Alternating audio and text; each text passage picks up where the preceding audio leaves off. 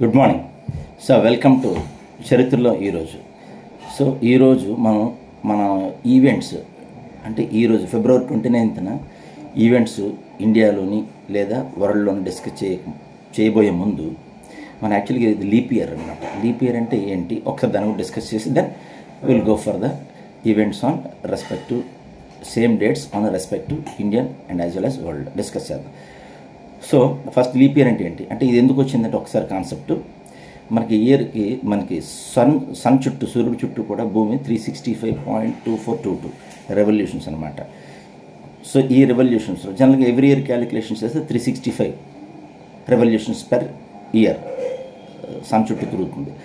కానీ రిమైనింగ్ 0.2422 అనేది మిగిలిపోతుంది ఆ రెవల్యూషన్స్. ఇవన్నీ కూడా క్యాలిక్యులేట్ చేస్తే పెర్ ఇయర్కి దాదాపుగా 6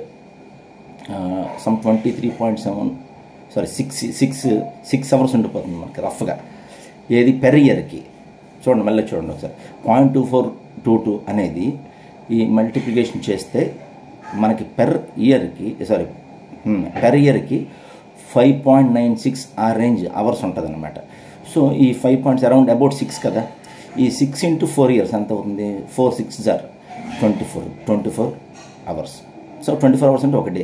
అందువల్ల ఈ ఎవ్రీ 4 ఇయర్స్ తర్వాత మనకి ఒక అవర్ యాడ్ అవుతుంది, అదే 24 అవర్స్ యాడ్ అవుతుంది. సో దానివల్ల 1 డే యాడ్ అవుతుంది అనమాట. సో ఈ విధంగా లీప్ ఇయర్ వచ్చింది. సో నెక్స్ట్ అలాగే ఈ ఎవ్రీ 4 ఇయర్స్ కూడా 24 అవర్స్ యాడ్ అయితే మనకి లీప్ ఇయర్లో 29 డేస్ వస్తుంది. కాకపోతే ఇక్కడ చిన్న మెలిక ఉంది. ఎప్పుడు కూడా లీప్ ఇయర్ అంటే మీనింగ్ ఏంటంటే ఏదైతే ఇయర్ డివైడ్ బై 4 చేస్తే డివైడ్ చేస్తే 0 అనేది శేషం వస్తే దాన్ని ఇట్స్ లీప్ ఇయర్. బట్ అలా కాకుండా ఎవ్రీ 100 ఇయర్స్కి మారిపోతుంది. మళ్ళీ ఎందుకు ఎలా మారుతుందో చూద్దాం. అలాగే ఫర్ ఎగ్జాంపుల్ 2100 అంటే 2100, అలాగే 2200, 2300, 2400 ఇవన్నీ కూడా 4th డివిజన్ అవుతాయి. But they are not leap years. ఎందుకనంటే ఇప్పుడు మనకి ఎవ్రీ ఇయర్ క్యాలిక్యులేట్ చేస్తున్నప్పుడు 23 అవర్స్ సంథింగ్ వస్తుంది. మనకి ఎగ్జాక్ట్లీ 24 అవర్స్ రావట్లేదు. ఆ చిన్న minute value in terms of మనకి మినిట్స్ ఆ డిలే ఏమవుతుందంటే 100 ఇయర్స్కి అది 3 అవర్స్ అవుతుంది. 100 ఇయర్స్కి 3 అవర్స్ అవుతుంది. ఆ చిన్న డిలే మిగిలిపోతుంది. అందువల్ల 2100 4th డివిజన్ అయినా కూడా మనకి లీప్ ఇయర్ కాదు. అలాగే 2400 మళ్ళీ లీప్ ఇయర్. ఎందుకంటే ఆ 3 గంటలు ఈ 300 నిమిషాలు 300 ఇయర్స్ ఎన్ని క్యాలిక్యులేట్ చేస్తే దెన్ 24 అవర్స్ అవుతుంది.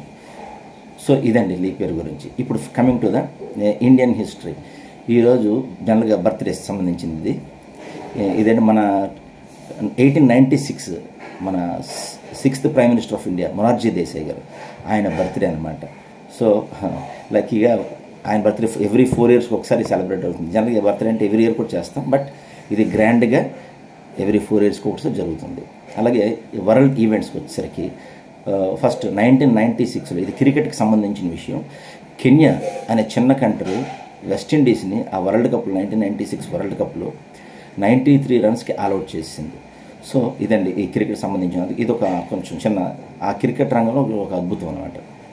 Next coming to the second point world ఈవెంట్స్లో 1908 ఇది కెమిస్ట్రీకి సంబంధించింది, సైన్స్కి సంబంధించింది.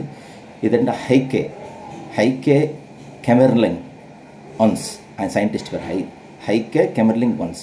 ఈయన ఏంటంటే ఫస్ట్ హీలియంని సాలిడ్ ఫామ్లో ఉందని చెప్పి ఆయన ప్రపోజ్ చేశారు, కనిపెట్టారు, ఆయన ఇన్వెంట్ చేశారనమాట. సో ఈ విధంగా సైన్స్ సంబంధించింది. అలాగే 1880 సో 1880లో ఇది టెక్నాలజీకి సంబంధించింది. ఈ టెక్నాలజీ అంటే ఫస్ట్ మనకి స్విట్జర్లాండ్కినా ఇటలీకి మధ్య ఫస్ట్ రైల్ టనల్ ఫామ్ చేశారనమాట. సో ఇదండి ఈరోజు విశేషాలు. సో ఇప్పుడు చెప్తున్నాం కదా, నేను చెప్పినవి అనేది కొన్ని విషయాలు ఉంటాయి. మీరు ఎవరైనా సరే ఈ వీడియో చూస్తే మీరు అక్కడ నా కామెంట్ బాక్స్లో మీరు పెట్టండి మీకు తెలిసిన విషయాలు. ఆటోమేటిక్గా మనకి ఈ వీడియో చూసిన వాళ్ళందరికీ కూడా చాలా ఇన్ఫర్మేషన్ తెలిసే ఛాన్స్ అయితే ఉన్నాయి. అలాగే ఈరోజు లీప్ ఇయర్ బర్త్డేస్ ఎవరైనా ఉంటే ఈ వీడియో చూసిన వాళ్ళు ఉంటే కామెంట్ బాక్స్లో మెన్షన్ చేయండి. Thank you very much.